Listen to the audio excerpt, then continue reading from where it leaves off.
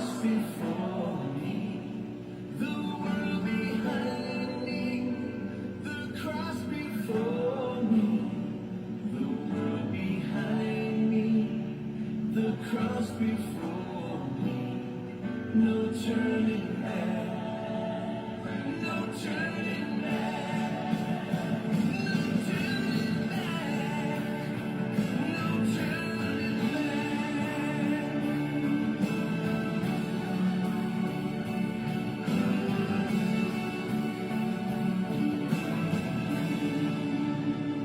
I have decided to follow Jesus.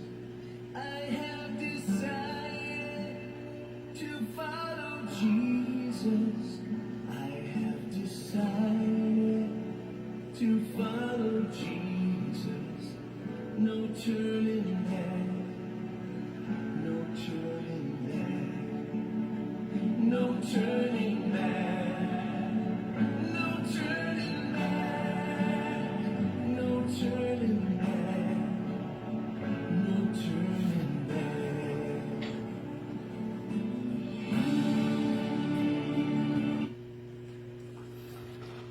No turning back, no turning back. Well, welcome to you all, my teammates, my fellow pastors, fellow servants in the Lord, brothers and sisters in Christ.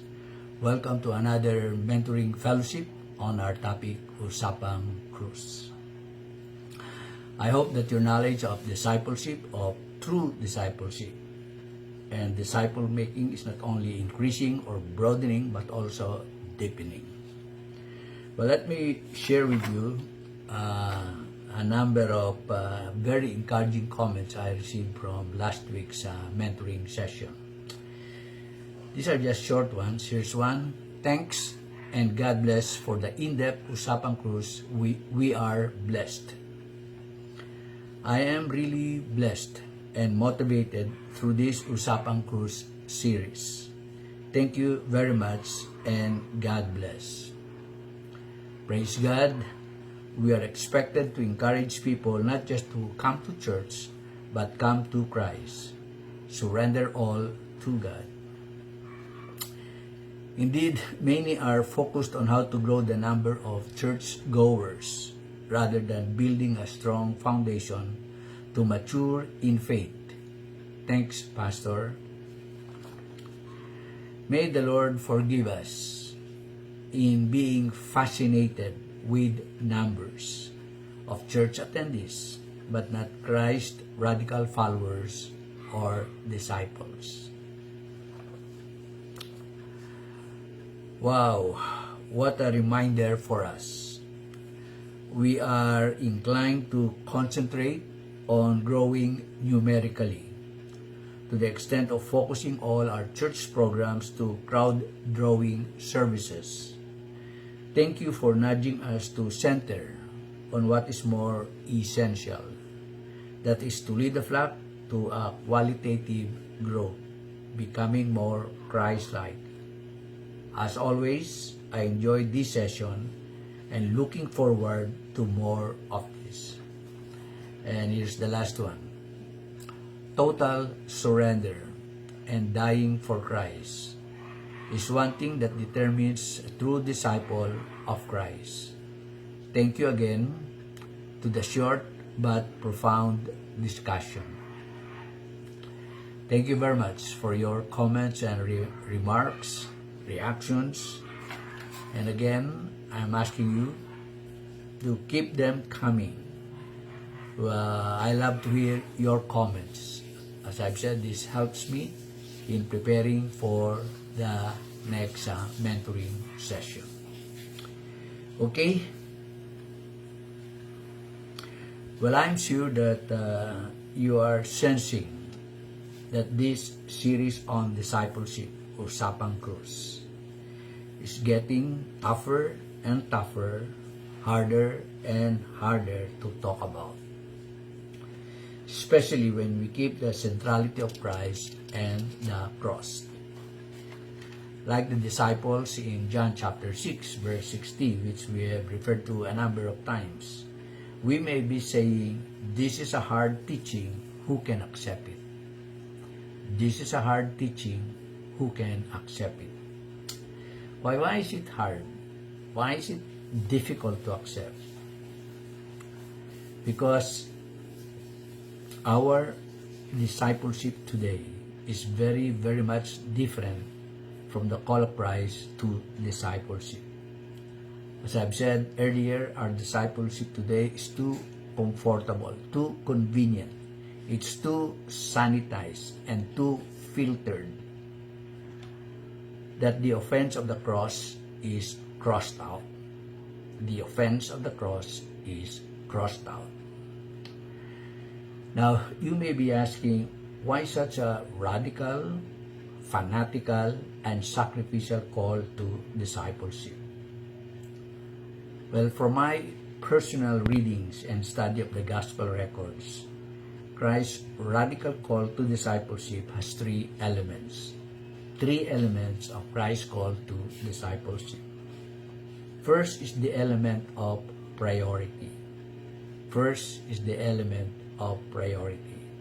Turn with me to Mark chapter 10, verses 21 to 23. This is the story of the rich young ruler who asked Jesus about eternal life. And in verse 21, we read, this is what Jesus told him. Jesus looked at him and loved him. One thing you lack, he said, go sell everything you have and give to the poor, and you will have treasure in heaven.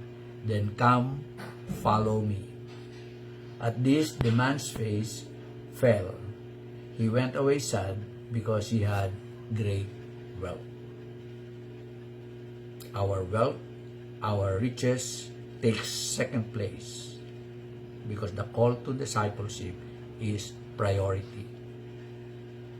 And then in Matthew chapter 10, let's turn to that. Matthew chapter 10, 37, where Christ talks about the cost of discipleship. Verse 37 says, anyone who loves his father or mother more than me is not worthy of me. Anyone who loves his son and daughter more than me is not worthy of me. Now for us, family ties are very important. We love our families. We love our children. But when it comes to the call to discipleship, the call of Christ, following Christ, takes priority. So the element of priority, Christ is first and foremost, above everything and above everyone else. The second element of on the call of discipleship is the element of urgency. There's a sense that it has to be done now, not later. Let's turn to Luke chapter 10, and we find there an illustration of two men that Christ called to follow him. Luke chapter 10, starting with verse 59. Okay? Luke chapter 10, starting with verse 59. He said to another man, follow me. But the man replied, Lord, first let me go and bury my father. Jesus said to him, let the dead bury their own dead, but you go and proclaim the kingdom of God. Still another said, I will follow you, Lord, but first let me go back and say goodbye to my father. Jesus replied, no one who puts his hand to the plow and looks back is fit for the service in the kingdom of God. A sense of urgency, no looking back. Not later, not afterward. I'm reminded of a story of a young man who told a younger man that when he was in his college days, in his 20s, he was very active in the service of the Lord. But after he graduated from college, he decided to work and give his work priority. And in his mind, he said that when I reach 40, then I'll go back and start serving the Lord. Following the Lord, serving the Lord. Sounds noble. But you know, this man died before he reached 40. The call to discipleship has a sense of urgency. We follow Christ now, not later, not afterward. So the element of priority, the element of urgency, and the element of continuity. The element of continuity. In John 15, verse 27, Jesus had this last talk with his disciples. In verse 27, he said, and you also must testify. And you also must testify, for you have been with me from the beginning. The call to discipleship is following Christ from beginning to end. It's not, come and then you go. But you come to Jesus and you keep coming to Jesus. In Colossians chapter 2, let's turn to that. Colossians chapter 2, verses 6 and 7. It says there, so then, just as you receive Christ Jesus as Lord, continue to live in Him. You receive Christ, and then it says, continue to live in Him.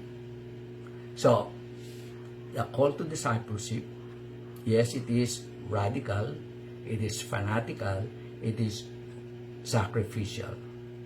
And it has three elements. Element of priority, Christ is first and foremost. The element of urgency, not later, not afterward, but now. And then the element of continuity. Come to Christ, keep coming to Christ. Keep walking with Christ. Now, these three elements of discipleship explain why Christ's call to discipleship demands exclusive allegiance and absolute loyalty to Him. These three elements, priority, urgency, and continuity, explain to us why Christ's call to discipleship demands exclusive allegiance and absolute loyalty to Him. Now that's really tough talk, hard talk. So let's go back to the big question now. How did Christ transition His disciples from a come-to-me relationship to a come-and-die relationship? Or simply put, how did Christ lead His disciples to embrace and to endure the cross? How did Christ lead His disciples to embrace and to endure the cross? Okay, let me suggest 3 ways on how Christ did it. I call these 3 ways the 3 X's. The 3 X's of disciple making and also of developing leaders. Here are the 3 X's. Exposure, experience, example. Exposure, experience, example. These 3 X's we will expound and discuss in our succeeding mentoring session. So pastors, let's keep looking to Jesus and following the way of the cross. And we will never go wrong in discipling others and developing leaders. Keep looking to Jesus and following the way of the cross. And we will never go wrong in discipling others and developing leaders. Yes, just like Christ. Nothing more, nothing less. Oh God, thank you, oh God, for continually speaking to us through your word and opening our eyes to the example of Christ. Our prayer, oh God, is that as we continue to look into the example of Christ, into the ways of Christ, on how He discipled the 12 and the others, on how He developed them into leaders, especially of the early church. God, we pray, help us. Help us to understand the way of the cross. We know it's not easy, but give us the grace, oh God. Give us the grace to embrace the cross and endure the cross, just like our Lord Jesus Christ. For in His name we pray. Amen. Amen and amen. Well, I hope that by this time, you are realizing that the Great Commission to go and make disciples of all nations is serious business.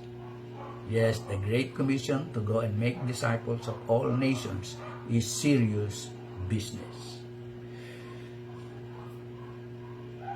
And it has a high price. Now, for those of you who are joining us for the first time, please continue watching and let me invite you to subscribe to our YouTube channel, Usapang Cristo, Usapang Kainos. There you will find all the previous mentoring videos on discipleship and leadership based on the example of our Lord Jesus Christ. So keep watching and keep looking up to Jesus. To God be the glory. Amen and amen and amen.